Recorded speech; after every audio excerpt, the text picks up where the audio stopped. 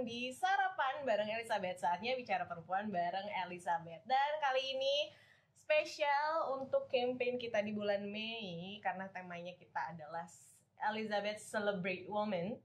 Kita benar-benar bakal ngebahas tentang perempuan, karena di balik setiap langkah perempuan selalu ada cerita yang layak untuk dirayakan, baik itu tentang keberanian untuk memulai, keteguhan dalam menghadapi tantangan, terus juga serta kehangatan yang ia terbahkan dalam setiap peran. Karena kita sadar ya, perempuan itu perannya bukan cuma satu, dia biasanya pasti punya peran ganda gitu ya.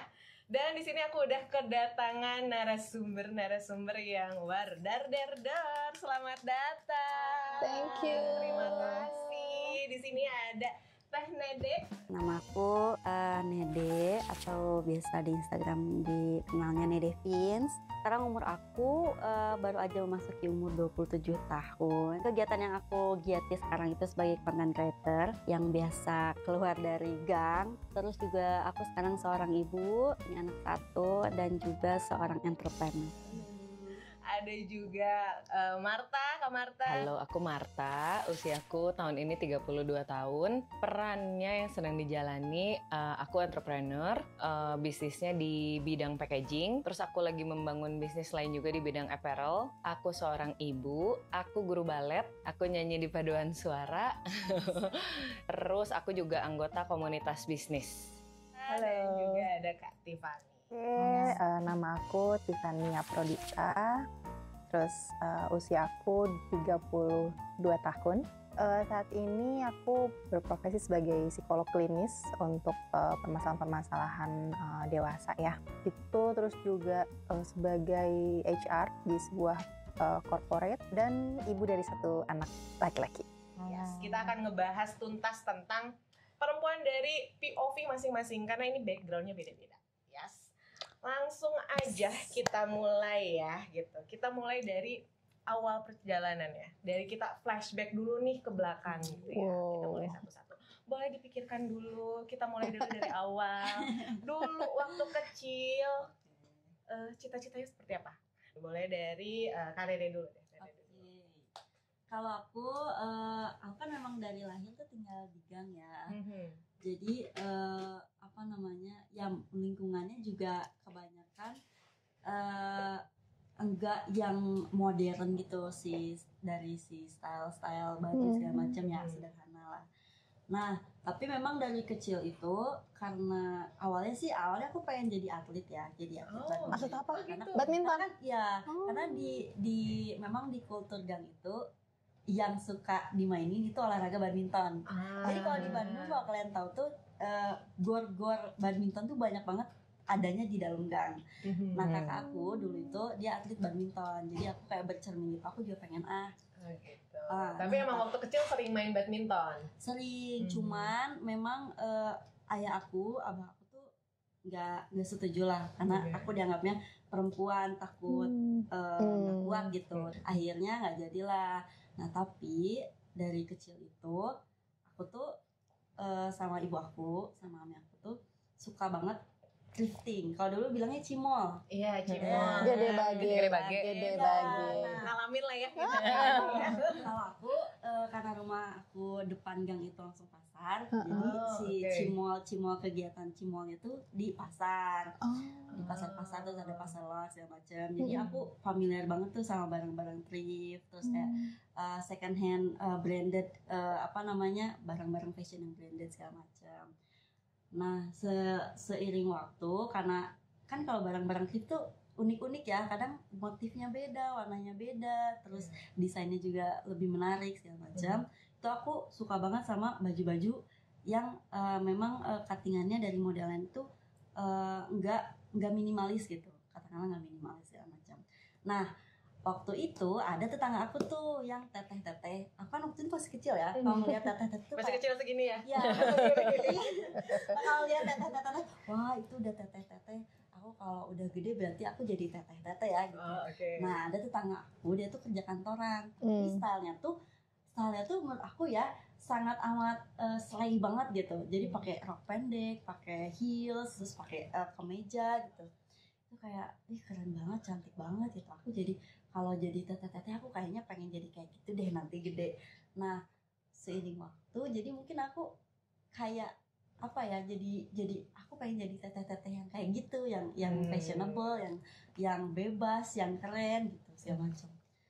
Nah, ya gitu, cita-citanya memang sedikit banyak mengarah ke fashion. Kalau Kak Marta gimana? Kalau aku cita-cita sama, berubah-ubah juga ya, tiap tahun berubah lah pasti. Pernah pengen jadi presiden, jadi astronot ya gitu, anak SD namanya juga ya. Cuman semakin mengerucut semakin gede tuh, kita juga tahu ya waktu itu sempat aktif motret kan. Iya betul. Jadi sempat pengen jadi fotografer waktu itu tuh. Jadi pengen kuliahnya juga ke arah sana sebenarnya. Pokoknya semakin mengerucutnya tuh pengen di bidang seni sebenarnya gitu. Cita-citanya tuh entah itu jadi fotografer, penari atau di bidang entertain. Pokoknya bidangnya seni sebenarnya. Core-nya sebenarnya di situ. Core-nya tuh di seni. Oke. Gitu. Lewat dulu ke Kak Tiffany pengennya apa? Waktu dulu. Dulu waktu SD sih, ingat gak sih? Nggak tahu Kak Dede ngalamin gak ya? Cuman kayak lagi booming banget Akademi Fantasi. Itu pengen banget ya. Iya kan? Iya kan? Penyanyi Afi. Masih ya? Jadi kalau di sekolah itu kalau lagi jam istirahat tuh sama teman-teman aku beberapa tuh kayak main eliminasian gitu. Terus kamu menuju puncak. Yes, betul. Dance penutupnya gitu kan. Itu terus agak mulai SD naik kayak udah 4, 5, 6 gitu. Baru tuh ditanya serius gitu. Ditanya serius pengen jadi apa gitu. Template-nya sih dokter ya. Dulu pengen jadi dokter karena mungkin dibilangnya iya kalau kamu tuh lebih kuatnya tuh di bidang hafalan kayak gitu-gitu. Jadi mungkin dokter ya gitu karena nggak tahu kayak lebih ke nggak banyak tahu yang lain gitu. Terus beranjak SMP itu udah mulai remaja, udah lebih bisa melihat dunia dari sisi remaja gitu kan. Baru tuh mulai banyak yang cerita gitu kan, cerita sama aku mulai dari teman seumuran sampai mama aku, papa aku tuh kalau cerita tuh sama aku dianggap sebagai udah bisa dianggap sebagai orang dewasa gitu loh kalau diajak ngobrol gitu. Nah dari situ apa ya bidangnya, karena kalau misalnya mau jadi dokter pun kayaknya nggak mau gitu. Terus ya udah akhirnya baru tahu tuh ada yang namanya psikologi. Jadi turning point-nya tuh di situ. Iya, sejak saat itu kayak udah aja lurus psikologi sampai kuliah, terus lanjut S2 segala macam akhirnya. Oke. Nah tadi kalau dari Marta nih belum nyampe ke ujungnya. Kalau ini kan udah nemu nih, ternyata memang dari kecil tuh ada passionnya di fashion. Akhirnya sekarang memang secara karirnya juga menjalani di fashion. Kalau tadi Tiffany juga sama gitu. Akhirnya turning point-nya nemu pada saat keluarga ternyata cerita dan nyaman gitu ya dengan hal itu. Akhirnya oh iya ada nih psikologi. Kalau Marta sendiri gimana jalurnya sampai sekarang menjalani yang sekarang? Iya, jadi dulu kan pokoknya anak seni banget gitu ya. Terus kuliah pun mau masuk seni jurusannya, nggak diterima gitu. Nah, itu kayak patah hati terbesarku. Seni rupa. Seni rupa. FSRD. FSRD ITB. Betul, itu nggak diterima. Terus pilihan keduanya itu nggak punya pilihan kedua sebenarnya. Oke, jadi emang punya satu. Pengennya itu doang, kekeh gitu ya. Konsisten ya. pengennya itu. Tapi pilihan keduanya tuh karena tadi si anak seni tadi pengen masuk Unpar karena paduan suara mahasiswanya sebenarnya. Nah itulah yang membawa masuk ke Unpar. Di Unpar tuh nggak ada jurusan seni. Jadi masuknya ke ekonomi karena mikirnya someday pengen punya bisnis gitu doang sih.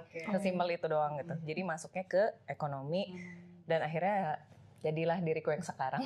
Dan sekarang masih lanjut juga balet, dibilangnya seni atau? Balet seni. Iya, jadi untungnya tuh masih banyak jalur-jalur yang bisa menyalurkan hobi aku gitu, minat aku di bidang seni. Aku jadi guru balet juga gitu kan. Terus masih balet juga. Dan ternyata di bidang bisnis aku yang sekarang, packaging ini tuh seninya banyak banget ternyata di packaging. Jadi ngejalaninnya juga seneng sih. Nice. Itu berarti tadi momen awalnya, kita cerita momen awalnya. Nah ketika sudah mulai ngejalanin gitu ya, terus kadang kan kita udah ngejalanin pasti ada titik di mana ragu juga ya gitu. Misalnya bener nggak sih sama ini pilihan yang gue ambil Iya. gitu, bener nggak sih jalur aku tuh emang di sini gitu. Boleh dari Nede dulu kali cerita. Nah, karena kesukaan aku itu katakanlah memang linear sama apa namanya, sama hal-hal yang memang aku pakai gitu dari dulu, katakanlah pakaian-pakaian aku, terus orang tua aku yang support juga semacam. Jadi di aku tuh sebenarnya nggak ada yang Ragu-ragu gitu, nggak ada. keraguan, karena Oh, itu tuh hal yang aku sukai gitu, itu tuh hal yang bikin aku happy, dan dari dulu itu nggak ada yang istilahnya nentang, atau istilahnya dari keluarga aku pun nggak ada yang kayak ngarahin aku segala macam. Yang ada gitu happy, support segala macam. Yang malah jadi apa ya, muncul spekulasi atau komentar-komentar negatif tuh malah ketika konten aku naik. oke. Ketika aku Iya. bikin kompilasi video outfit aku pas aku jalan di gang itu naik, dan orang-orang tuh ternyata banyak banget yang nggak Kontra punya ada gitu ya pro ternyata. kontranya lah ya, pro kontranya gitu ya. lah ya. Ternyata ada juga orang-orang yang nggak suka ngelihatnya atau melihat hal itu sebagai hal yang negatif, hal itu yang sebagai yang kontras karena aku Oke. tinggal di gang, nggak pantas segala macam. Seharusnya itu tuh jadi hal yang bikin aku ragu, tapi karena aku ngerasa dari kecil aku udah kayak gini, sebelum konten aku naik aku baik-baik aja gitu ya, masa sama hal-hal negatif kayak gitu aku harus jadi ragu. Tapi keren ya, maksudnya di Keren. saat ada komentar negatif kan Iya. kadang bikin kita Bikin kayak down ya? bikin down. Itu Tapi emang- kayak ya udah emang aku suka itu sih. Iya. Ya, karena mungkin emang sebenarnya dari awal udah kayak gini gitu Iya, kan. betul. Dari awal Karena udah kayak gini. dengan naik atau tidaknya konten aku Ya, akan seperti tetap itu. seperti itu. Iya. Dengan orang mengenali aku keluar dari gang atau enggak, aku akan tetap seperti itu. Sebelum aku jadi content creator juga aku udah kayak gitu. Itu nggak bisa Wow. ngantiin aku sih. Iya, iya. Keren, keren. Nggak semua orang punya mental yang kayak Ya, gitu ya. betul. Gitu kan. Kadang udah kalau misalnya viral Iya gitu sih. terus kena banyak hate speech Iya. juga kadang kan ada yang langsung aduh, bikin konten Iya, itu memang beda-beda sih orang. Apa sih biasanya komentar negatif yang ke IG-nya? Banyak banget gitu. yang paling Apa bikin biasanya, kamu kayak ih Iya. kok gini banget sih orang gitu. Iya, ternyata aku menemukan orang tuh mudah banget kayak melecehkan atau kedua menganggap sepele gitu. Menganggap sepele di sini kayak mentang-mentang aku pakai outfit, terus langsung pakai outfit dari baju-baju yang branded macam-macam. Terus termasuk meskipun itu brand lokal gitu ya. Orang-orang tuh bisa menyimpulkan bahwa seharusnya aku nggak beli baju-baju dan lebih baik nabung biar aku punya rumah di luar gang. Netizen. Pikir rumah itu seharga kacang goreng, kan enggak ya. Padahal mereka nggak kenal aku, nggak tahu kerjaan aku, nggak tahu apa yang aku usahain selama itu juga. nggak tahu. Kopi dulu kali ya. Ngopi sih. Ngopi dulu lumayan tadi agak-agak panjang biar agak seger gitu. Ini juga boleh loh dimakan. Oh iya, siap. Ini Menggoda ada- sih dari tadi udah aku Ini kita lirik-lirik. support dari Hotel Sensa. Jadi ini kanapenya Sensa. Ini kue kastangelnya enak banget. Itu menarik sih dari tadi ini. Ini enak, ini enak. Iya, Boleh kue kalau Kok mau unik ambil, gitu. boleh. Nanti sambil kita ngobrol sambil makan Oh, shit. santai pokoknya. Gitu ya. Siap. Kalau Marta sendiri gimana? Jadi mengalami fase keraguan untuk menjalani peran yang sekarang nih Yes, ya betul. sebagai Yang business sekarang woman. dijalani, yes. Sebagai business woman banyak Banyak. banyak ya tentu Wow. saja. Jadi long story short, kenapa bisa terjun ke bisnis packaging manufaktur gitu yang laki banget Laki nih, banget. laki gitu kan. Jadi aku second generation, tapi aku tidak diplot untuk melanjutkan bisnis papa. Oke. Tidak Sebenarnya dari awal tuh nggak ada ke Nggak ada. sana. Nggak ada plan ke sana, dan papa tuh bilang kalau papa meninggal dijual aja bisnisnya gitu. Oke, sudah ada statement itu. Sudah ada statement itu. Meninggal nih beneran di tahun 2020. Terus aku masih berkarir di Jakarta saat itu. Tapi kayak kita mutusin untuk ya udah deh, aku dan mama mutusin untuk kita lanjutin, nggak dijual gitu. Nah, awal masuk ke Mulia Box, nama usahaku, itu kan isinya mamang-mamang semua ya. Yeah. Maksudnya kayak aku ada cewek muda nih tiba-tiba di dalam bisnis ini, di mana isinya operator kardus gitu kan ya. Jadi dulu tuh takut sih gitu. Jujur ada rasa takut. Iya, pasti anak muda pasti gimana. Betul, takut, terus takut nggak dianggap gitu. Jadi banyak banget keraguan sih saat itu. Oke. Cuman ya untungnya sih bisa dijalanin dan akhirnya nemu hal yang disukainnya di bisnis ini, jadi aku bisa keep on going doing this business. Apa gitu. tuh turning point-nya sampai kayak enggak deh, kayaknya emang ini harus aku jalanin. I meant to be here gitu. Jadi pas lagi pandemi itu tuh kan, masa-masa pandemi, ngelihat kan, wah kardus mah orang-orang belanja online pakai kardus dong, gitu kan ya. Betul. Jadi aku pikir pasti bagus nih omsetnya, gitu kan ya. Prospek. Begitu masuk, lah ternyata hancur banget. Jadi salesnya turun parah, customer tuh banyak yang hilang. Karena papa tuh dulu konvensional banget. Jadi tipe yang nggak bisa pivot ke digital lah saat dunia digital ini sedang berlangsung gitu. Benar. Bukan Mulia Box yang sekarang. Dulu tuh bahkan nggak ada komputer, ada yang mesin tik. Tahun 2021 ada yang mesin tik. Asli. Wow. Jadi saat itu tuh harus melakukan sesuatu lah ya untuk bisa nge-grab pasar yang baru, terus bikin-bikin produk baru gitu. Jadi akhirnya waktu itu bikin kayak bisnis model baru aja. Mulia Box yang sekarang ini yang kalian bisa lihat 2.0. 2.0 ini itu whole new business model. Kita banyak fokus ke UMKM. Nah, di situ tuh aku nemuin passion aku terhadap UMKM, local brand.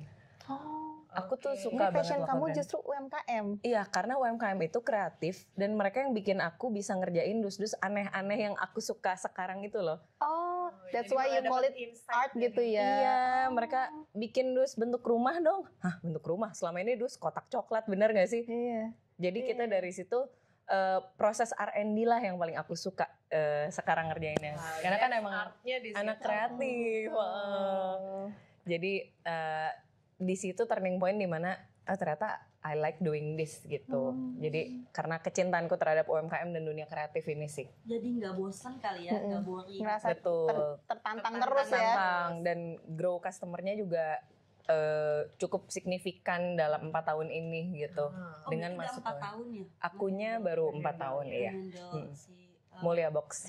Dus paling aneh apa sih? Yang Bentuk Pokeball. Hah? Ya, Pokeball. Pokemon. Pokeball. Oh iya. Segi 6 tuk tuk tuk terus dibuka gitu. Ya, kalau dari Tiffany gimana? Aku tuh juga sempat apa ya? Bener nggak ya mau jadi seorang psikolog gitu? Karena lulusan S1 tuh kan sebenarnya belum bisa dibilang psikolog ya. Jadi harus kuliah lagi. Profesi ya? Profesi. Dan kuliah 4 tahun aja gue 5 tahun gitu. Psikologi mah lama sih. Iya sih. Juga harus belajar lagi. Terus harus nambah lagi dan profesi itu kan nggak. Jadi kan kalau ini kan judulnya magister profesi ya. Jadi ada magisternya bikin tesis ya profesinya untuk ujian profesi gitu loh. Itu minimal tuh 2,5 tahun tuh udah minimal lah gitu. Sanggup nggak ya kuliah lagi? Sedangkan udah kebelet pengen punya duit sendiri gitu ngerti nggak sih? Jadi pengen berkarir ya di kantoran sebagai HR gitu kan di Jakarta gitu. Pengennya spesifik di Jakarta ke ibu kota gitu. Terus lamar ternyata belum dikasih dapet gitu. Habis itu pivoting dikit jadi guru SD untuk sekolah inklusi, sebuah sekolah inklusi. Oh sempat? Sempat 1,5 tahun kayaknya. Kayak karena kan bidangnya psikologi banyak banget kan, dari anak kecil sampai anak dewasa, dari masalah pendidikan, masalah klinis, masalah organisasi, yang berkebutuhan khusus pun juga gitu. Nah, sempet tuh jadi guru gitu ya, guru SD. Kesabarannya seluas sama. I hope ya. Jangan enggak lah ya. Sama lah, kayaknya sama aja sih gejolak emosinya ya sebetulnya gitu. Terus dari situ alhamdulillah dapat kesempatan lagi lah buat kuliah gitu. Aku masih belum ragu nih, melipir sedikit ke grafologi. Itu kursus sendiri kan. Itu di luar kampus, di kampus nggak diajarin malahan. Jadi emang ke grafologi dulu, analisis tulisan tangan itu lumayan 6 bulan, 7 bulan gitu. Ternyata kayak, maksudnya kan sama juga ya sebetulnya konsultasi, tapi tools aku tuh tulisan tangan mereka Medianya adalah gitu. tulisan, ya. Jadi sempet juga buka bareng sama temen aku punya coffee shop, aku bagian yang grafologi konsultannya lah gitu. Kayak extra service-nya lah ya. Extra service-nya gitu. Ternyata emang seneng gitu, emang seneng ngobrol sama orang one on one atau mungkin couple ya gitu. Terus ya udah kayaknya oke, aku kuliah lagi gitu ya, kayak apapun lah rintangannya gue hadapin lah, kayak karena udah tahu gue bakal suka ini gitu. Jadi udah akhirnya kuliah ya babak belur lagi ya, tesis sama segala macam. Terus ya udahlah akhirnya sekarang ya psikologi ya HR-nya tuh baru dapat sekarang juga gitu. Oh, jadi si mimpi kepengen yang sebelum tahun-tahun sebelumnya baru kedapatannya sekarang. Baru kedapatan gitu. sekarang. Tapi jadinya gitu. jalan dua-duanya. Jadinya jalan dua-duanya. Oke, jadi ya emang semuanya pasti pernah mengalami fase ada ragunya lah ya gitu. Karena kan nggak selalu berjalan mulus ya. Betul, gitu ya. betul. Pasti ada aja rintangannya apanya gitu. Cuman balik lagi ya tadi udah ada passion kali ya, udah di hatinya pengennya apa, jadinya bisa ngikutin ke sana. Oke, tadi kita udah bahas awal perjalanan sampai akhirnya mantap nih ya ngejalanin karir yang sekarang gitu. Nah, sekarang kita mau ngomongin di balik layar, sebenarnya di balik layar peran-peran yang sekarang. Ini masih ngomongin peran yang satu dulu ya, masih yang single dulu, kayak misalnya content creator, as psikolog, as wirausaha juga. Untuk pertama aku ke Marta dulu deh. Tadi udah sempat dibahas kalau misalnya jadi pengusaha itu berat gitu ya. Apalagi kondisinya kamu datang cewek anak kecil gitu ya, istilahnya untuk ngebawahin berbagai macam tipe orang yang apalagi udah banyak yang lebih dewasa gitu ya, lebih tua-tua yang emang orang lama lah gitu. Itu pasti tantangannya berat banget. Nah, Betul. itu gimana kamu ngejalaninnya, how you deal with it gitu? Aku belajar sesuatu sih, respect itu kita yang bikin gitu. Maksudnya kayak bukan karena ini anak bos terus jadi di respect, nggak sesimpel itu sih. Dan yang menjadi tantangan terbesar adalah how to get them to respect me, karena dari situ baru aku bisa lanjutin untuk lead the company kan gitu. Jadi tantangan terbesarnya sih adalah gain the respect, tapi itulah yang aku lakukan gitu. Jadi kelebihan kita sebagai perempuan tuh, kita tuh punya emotional intelligence cenderung lebih tinggi, benar nggak sih Kak? Betul kan? Konfirmasi langsung ke psikolognya. Iya, biasanya kita tuh jadi lebih bisa berempati, kita lebih ngerti, dan itu yang kulakukan terhadap timku, terhadap karyawan-karyawanku. Aku tuh berusaha mengerti mereka, bukan cuman memberi pekerjaan gitu. Dari situ jadi mereka juga lebih betah kerja di Mulia Box, dan bahkan termasuk ke blue collar workers-nya gitu, yang mamang-mamang operator itu, aku tuh berusaha untuk build relationship lah sama mereka. Aku penasaran. Maksudnya gitu kan ini ya. tuh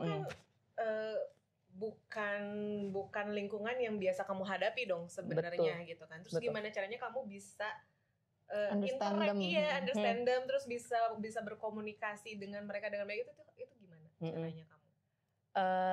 Mulai dari grassroots sih gitu. Jadi kayak benar-benar kadang-kadang mereka ada pekerjaan yang pakai tangan kan. Ikutan aku kadang-kadang. Kamu ikutan turun? Iya. Jadi sambil ngelemin apa, misalnya nempelin mika gitu ya, aku ikutan. Terus jadi denger gosip-gosipnya mereka aja gitu, obrolan mereka yang aku memang lahir dan besar di Bandung, cuman aku sebenarnya nggak terlalu lancar bahasa Sunda kan. Tapi mau gimana pun aku ngerti kalau mereka ngomong Sunda mostly ya. Terus aku berusaha untuk mereply pakai bahasa Sunda. Jadi kayak we put ourselves in their shoes gitu. Berusaha untuk seperti itu, dan mereka tuh melihat itu gitu. Jadi dibikin tidak ada gap juga ya. Iya. Bos dan bawahan itu nggak dibikin kayak gitu kesannya. Tapi kan kadang ada yang jadinya kebablasan.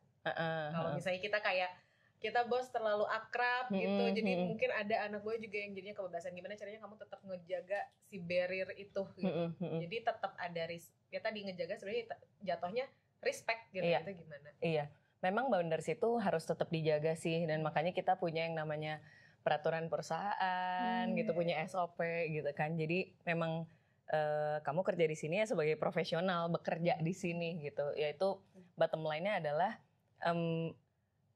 kamu tuh bekerja di sini, aku pun bekerja loh di sini. Kita semua karyawan Mulia Box, aku juga karyawan Mulia Box gitu. Jadi Hidup dari situ gitu ya. betul, dan kita selalu ngebalikinnya kayak bukan maunya aku, ini maunya perusahaan gitu. We do this for the company, not for me. Oke, jadi Gitu. kamu POV-nya di situ bukan as an owner, tapi gue juga karyawan di situ. Iya, gue juga karyawan, direktur tuh karyawan. Oke. Kan CEO, O-nya officer ya? Bener. Oh, Nah iya, bener bisa, nih bener. orang HRD. Iya, iya. Bener. Dan itu kan kalau misalnya dari internal lah ya. Hmm. Kalau dari eksternal sendiri, pernah nggak sih dapet kayak dipandang sebelah mata atau kayak diraguin karena ini mah masih anak kecil, Bener. cewek Anak lagi kemarin sore itu gitu. kan. Iya, Bener, lagi kan. bener. Pernah diketawain orang bang, Serius? asli. Udah gitu pernah di gas sama ya aku tahu sebagai dia apa? dia calon customer, Oke. tapi dia pokoknya nelepon kurang enak lah, terus agak ngegas gitu. Oke. Terus pernah juga kalau yang ini sih not in a negative way, cuman ada komunitas pengusaha kardus. Oke. Isinya ya om-om lah ya, kebayang nggak sih om-om kardus gitu kan? Iya, iya. Tiba-tiba Terus- lu muncul sendiri. Kayak ada cewek kecil gitu kan. Mereka ngiranya kayak oh baru lulus kuliah ya gitu. Mereka ngira kayak gitu. Tapi kalau itu not in a negative way. Oke. Cuman yang negative way ya juga mengalami gitu. Terus gimana maksudnya untuk kamu menghadapi stigma itu? At that time sih emosional ya. Waktu itu sih pas di gas, begitu tutup telepon, wah nangis-nangis langsung gitu. Terus yang pas diketawain orang bang, aku gas sih orang bangnya jujur ya. Wow. Jadi di depan aku langsung ngegas balik lah intinya gitu. Cuman aku rasa percuma juga kita melawan api dengan api lah gitu. Jadi saat itu ya wajar lah ya aku emosional, tapi sekarang sih lebih ke ya udah gue buktiin aja. Nah, lanjutin kalau misalnya yang Kanede nih. Kalau misalnya bikin konten, itu kan dilihat orang mah kayak yang seru-seru, asik-asik Oh gitu iya. ya. Gampang. Gampang gitu. Heeh. Jadi konten kreator mah Oh, gampang, tinggal share, gaya-gaya di gitu kamera, ya. iya nggak sih? Tapi kan mungkin Betul. ada cerita di balik itu. Pernah nggak ada momen-momen ngerasa, aduh capek nih, terus Iya. ada mentok nih. Jadi karena sekarang aku jatuhnya udah jadi content creator ya, udah jadi satu profesi ya. Berarti kan itu bagian suatu pekerjaan gitu buat aku. Ya pastilah kalau capek itu ada capeknya, wajar, namanya juga kerja ya. Mau itu sebagai apapun pasti ada capeknya. Cuman apa ya, aku nganggapnya karena ini adalah hal yang aku suka gitu, bukan hal yang aku tidak sukai. Jadi ya udahlah, let it be gitu. Maksudnya mungkin hari ini aku capek, tapi kan ada hasil, ada pohon besar yang berbuah yang bisa aku petik nanti gitu.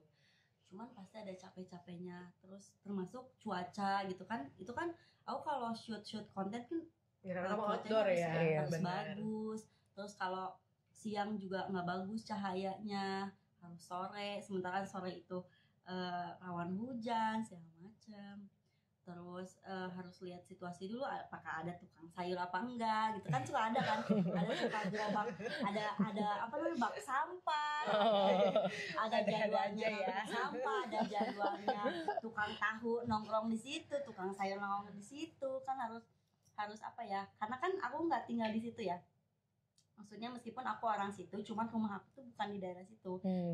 Alhasil aku memang harus menghargai tempat tinggal orang lokal di situ. Jadi jangan mentang-mentang aku konten kreator, jadi aku ngerasa berkuasa gitu atas apa namanya area situ. Aku juga harus menyesuaikan. Oh kalau jam sepi itu jam segini. Gimana caranya aku nggak ngeganggu warga nih meskipun aku konten di situ. Gimana caranya aku masih bisa ngehormatin warga di situ supaya ya nggak disangka-sangka juga, nggak disangkal juga aku tuh di situ mencari uang gitu ya. Itu sumber apa, jadi satu sumber rezeki juga gitu di gang itu. Oke. Ya kalau buat Tiffany sendiri nih, ya kalau psikolog kan tadi emang basicnya kamu seneng gitu ya jadi tempat curhat. Tapi kalau misalnya keseringan juga kan ada nggak sih jadi kebawa gitu beban mentalnya gitu dengan cerita manusia yang Langsung narik nafas berbagai panjang. macam ini gitu. Kalau misalnya ditanya suka kebebanin nggak sih gitu, kadang iya gitu ya. Maksudnya dalam konseling tuh kan nggak cuman ngobrol biasa ya, ada apa namanya, untuk aku bisa empati tuh aku harus benar-benar bisa ngerasain yang mereka rasain tuh gimana gitu. Ketika ada klien yang apa namanya depressed gitu ya, aku tuh harus bisa menyelami depresinya dia tuh kayak apa gitu, karena yang dihayati dalam depresi itu tuh masing-masing orang tuh beda-beda ternyata. Gitu. Dan kadang setelahnya kayak oh ya, maksudnya masih mode ini nih, masih mode lagi empati nih. Aduh, kenapa nih?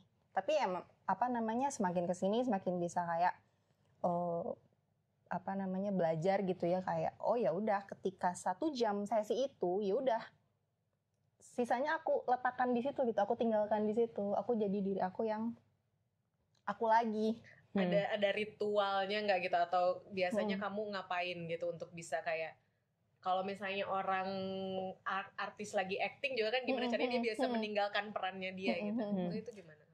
Kalau itu sebetulnya caranya aku biar bisa split gitu ya. Iya, split. Memang di dalam mindset aku tuh kayak aku sekatin. Gitu.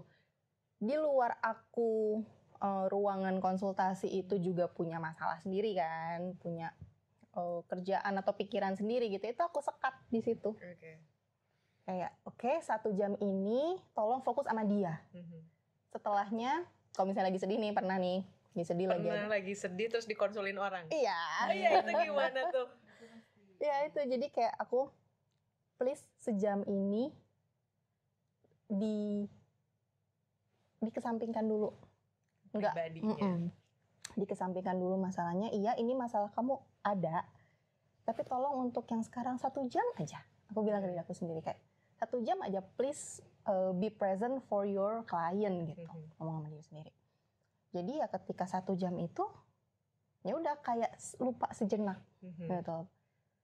Terus lu setelah 1 jam boleh deh lu nangis lagi, lu lanjut lagi nangis gitu sampai mata lu sembab. Hingga 1 jam dulu nih. Jadi kayak aku pushing the limit gitu. Setelahnya ya udah jadi diri aku yang seperti ini lagi. Ini kadang yang jadi nangis lagi gitu. Ya. Psikolog itu kadang ya nerima banyak cerita orang. Tapi kalau dia sendiri mau cerita kemana biasanya? Punya psikolog juga. Psikolog punya psikolog juga. Iya. Kalau enggak sih, maksudnya sama aja ya, sama apa namanya, sama teman-teman yang lain tuh sama aja sebetulnya, punya masalah, punya beban, punya tuntutan gitu kan. Aku sama psikolog lain, ini apa? Kata psikolog aku tuh gimana. Jadi kayak memang apa namanya, segala support system tuh butuh gitu. Even teman sejawat psikolog tuh juga butuh teman yang lainnya gitu. Iya. Karena kalau enggak, karena kan kalau ngedengerin cerita orang, kita harus dalam kondisi kitanya juga yang prima, terbaik lah ya, prima gitu ya. Oke, sama aku mau nanya juga, mungkin banyak juga ya yang cewek-cewek lah ya yang curhat gitu ya sama Tiffany. Kalau misalnya sekarang nih kebanyakan gitu ya, tekanan apa sih sekarang tuh yang lagi sering dialami sama perempuan-perempuan? Oke, tekanan yang sering rata-rata tuh masuk gitu ya ke ruang konsultasi gitu ya. Oke, tapi aku pengen nanggepin sedikit sih tadi tentang emotional intelligence-nya perempuan gitu kan. Jadi kan kalau misalnya mungkin sampai sekarang sih, itu tuh banyak orang yang menganggap kalau lady boss atau leader perempuan itu dianggap sebelah mata kan. Kayak perempuan mah emosional gitu kan. Betul, perempuan itu emosional. Tapi semakin banyak penelitian, semakin banyak riset-riset gitu ya. Justru emosionalnya perempuan, karena kan perempuan tuh dibangun atas hormon gitu kan. Betul. Itu tuh justru emosi perempuan itu jadi sesuatu hal poin plus dan kekuatan yang dimiliki perempuan juga. dalam hal memimpin. Agree. Gitu. Jadi memang di otak kita nih, di otak perempuan ya, itu ada yang namanya mirror neuron system. Itu yang membuat perempuan secara naluriahnya, secara lahiriahnya itu lebih gampang buat nangkep emosi orang tuh apa. Gitu. Dibandingkan laki-laki ya. Ini penelitian gitu ya. Dan selain itu, perempuan juga punya yang namanya hormon oksitosin. Nah, oksitosin itu jadi peran penting dalam kita ngebangun bonding. Gitu. Jadi memang no wonder gitu ya, ada trust di situ, ada komitmen yang dia altruistik gitu ya, kayak ya memang pengen kerja di sini gitu.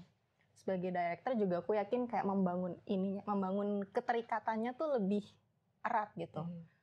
Even kita pun jadi tim leader tuh pasti iya sih. Iya kan? Itu tuh sekarang tuh harus mulai dianggap jadi kekuatannya perempuan dalam memimpin justru. Bukan sebagai kelemahan.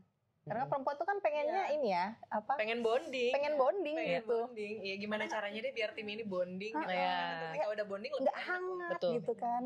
Jadi lebih menghargai juga. Relate Shy. Nah, menjawab pertanyaan yang tadi, yang muncul di ruang konsultasi aku pribadi ya, itu apa? Nah, ironisnya tuh kebalikannya. Jadi banyak perempuan-perempuan yang masuk konsultasi sama aku tuh, mereka ngalamin apa yang namanya self-silencing.